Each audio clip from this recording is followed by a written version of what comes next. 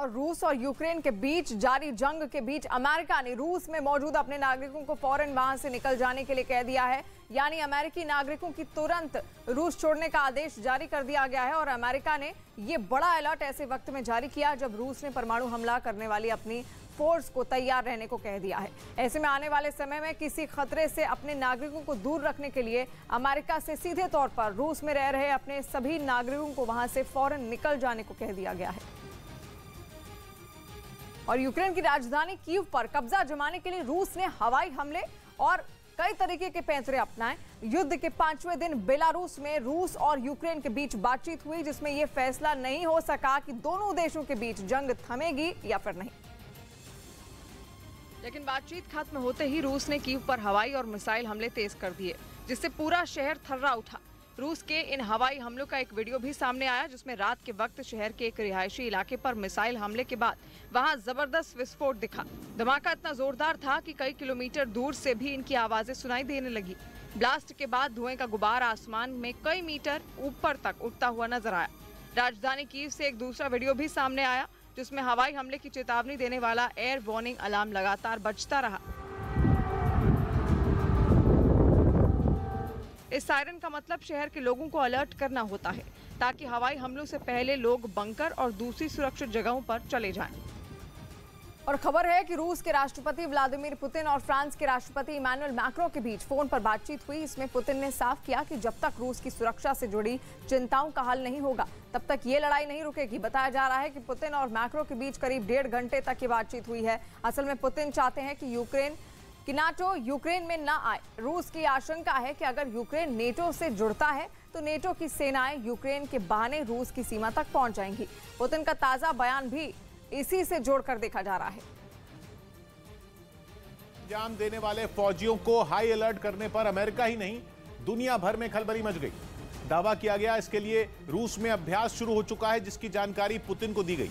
Putin ने अपने इस फैसले के लिए नाटो देशों पर ठीकरा फोड़ा था। और एक दिन पहले रूस के रक्षा मंत्री और सेना के अधिकारियों से बात की थी। इस बातचीत में उन्होंने साफ बोल दिया था कि नाटो देशों का रवैया आक्रामक है, इसलिए रूस की न्यूक्लियर डेटरेंस फोर्स तैयार रहे। Приказываю министру обороны и начальнику генерального штаба перевести силы сдерживания российской армии в особый режим несения боевого дежурства। खबर है पुतिन के ये कहते ही तैयारी शुरू हो गई। सेना ने परमाणु युद्ध का अभ्यास भी किया, जिसके बारे में पुतिन को जानकारी दी गई। वहीं रूस के इस फैसले से सभी देश थर्रा उठे। लगने लगा कि रूस और यूक्रेन की जंग की आड़ में दुनिया परमाणु युद्ध की कगार पर पहुंच चुकी है। रूस के दोस्त चीन तक ने शांति की अपील कर डाली।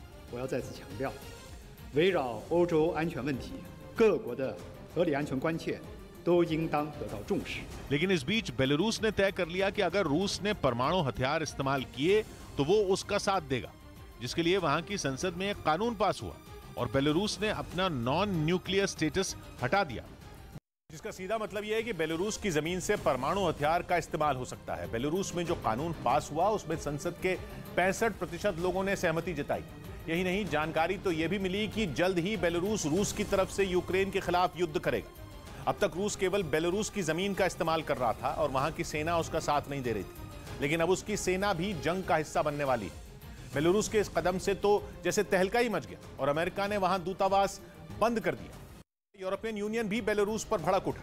उसने दो टूक कहा कि बेलारूस का फैसला खतरनाक है। दुनिया अभी पुतिन के फैसले पर चीख चिल्लाई रही थी कि बेलारूस ने एक बड़ा कदम उठा लिया,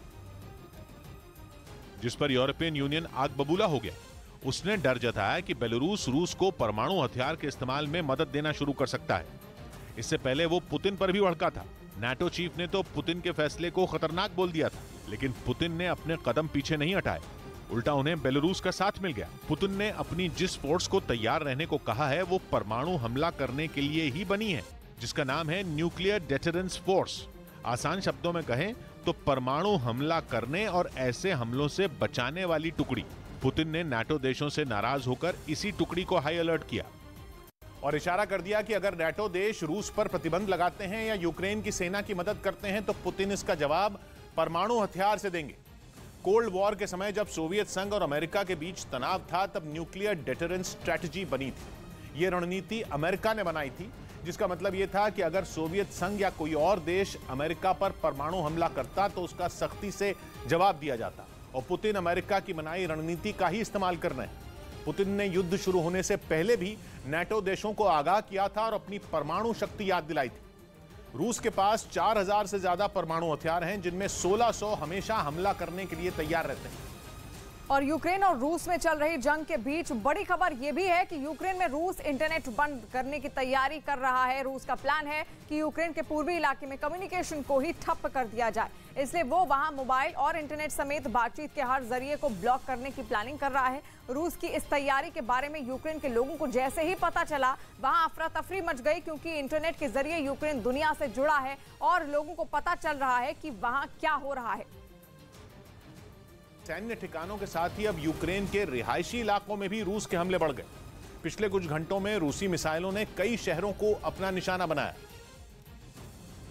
जिसकी कुछ तस्वीरें चर्निव शहर से भी सामने आई। रूस के ताबड़तोड़ हमलों के बाद इस शहर का ज्यादातर हिस्सा तबाह हो गया। कई इमारतें खंडहर में तब्दील हो गईं, तो जगह जगह मलबे का ढेर लग गया। कुछ जगहों पर तो हमले के कई घंटे बाद भी आग की लपटें उठती नजर आईं। रूसी मिसाइलों ने यूक्रेन के ओख्तिर्का शहर की भी यही हालत की, जहां हमले से कई मकान ढह गए। मकानों के साथ सड़कों पर खड़ी कई गाड़ियां भी हमले की चपेट में आ गईं, जिसके बाद स्थानीय प्रशासन राहत और बचाव के काम में जुट गया।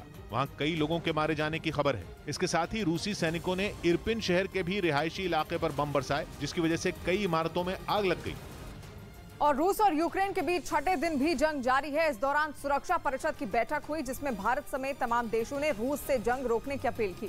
सुरक्षा परिषद की बैठक में भारत ने यूक्रेन में मानवीय संकट पर गंभीर चिंता जाहिर की और जल्द से जल्द हिंसा को खत्म करने की वकालत की। और इस दौरान भारत ने रूस और यूक्रेन से जंग खत्म करके बातचीत से समाधान निकालने की अपील भी की है। बैठक में भारत ने यूक्रेन से भारतीयों समेत सभी विकासशील देशों से के नागरिकों की सुरक्षा और उनकी घर वापसी का भी मुद्दा उठाया। India remains deeply concerned at the unfolding developments in Ukraine. Our considered call for immediate cessation of violence and an end to all hostilities is an urgent imperative. जबकि यूक्रेन की राजधानी कीव में हमले के बाद एक तेल डिपो में भी भीषण आग लग गई। कीव शहर के बाहरी इलाके में मौजूद इस डिपो पर रूस ने मिसाइल से हमला किया, जिसकी वजह से ये तेल डिपो तेज धमाके के बाद भीषण लपटों में घिर गया। फिर तो वहां से आग और धुएं के गुबार की डरा देने वाली तस्वीरें सामने आई। तेल डिपो से उठ रहा धुआं कुछ ही देर में पूरे इलाके में फैल गया, जिसे देखकर आसपास के लोग डर गए।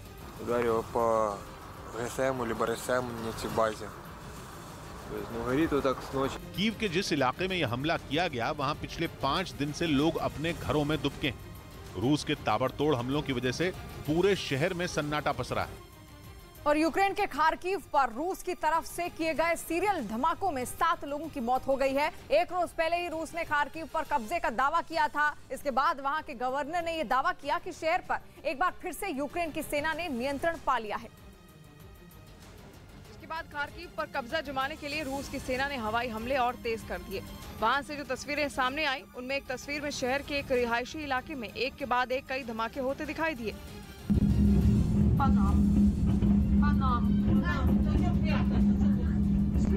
इसी तरह की एक और तस्वीर शहर के एक दूसरे इलाके में भी सामने आई। वहां भी रूस की सेना ने रिहायशी इलाके को निशाना बनाने के लिए कई मिसाइलें दागी, जिसके बाद वहां ताबड़तोड़ ब्लास्ट होते नजर आए।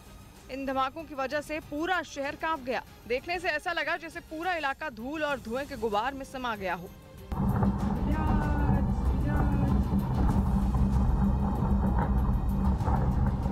रूस की सेना के इन हमलों की वजह से वहां बड़ी तबाही मची। हवाई हमले में कई मकान ध्वस्त हो गए। यही नहीं, एक मकान के अंदर तो एक मिसाइल तक पड़ा दिखा, जो छत को छेदते हुए वहां गिरा था। उधर राजधानी कीव में तबाही 5वें दिन भी जारी रही। रूस की बमबारी की वजह से वहां के इरपिन इलाके में तो कई घर जलकर राख हो गए, जिससे गुस्साए लोगों ने रूसी टैंकों को आग के हवाले कर दिया। हर तरफ जलती आग की वजह से पूरा इलाका वीरान हो गया। यहां तक कि घायलों की मदद के लिए भी कोई नहीं बचा। टैंकों के जलने से पूरे आसमान पर धुएं का गुबार छा गया। कीव के मेयर ने दावा किया कि इस हमले में 9 नागरिकों की भी मौत हो गई। 9 civilians and 1 child. तो दूसरी तरफ यूक्रेन के राष्ट्रपति ज़ेलेंस्की किसी भी कीमत पर झुकने को तैयार नहीं। उन्होंने रूसी सेना के जवानों को जान बचाकर भाग जाने की धमकी दी। Разом з усіма європейцями і головне бути на рівні. वहीं खार्किव में एक म्यूजियम आग की लपटों में घिर गया, जिससे काफी नुकसान की आशंका जताई गई। इसके अलावा कई जगहों पर रूसी सेना ने बम भी दागे, जिससे बचने के लिए लोग यहां वहां भागते दिखाई दिए।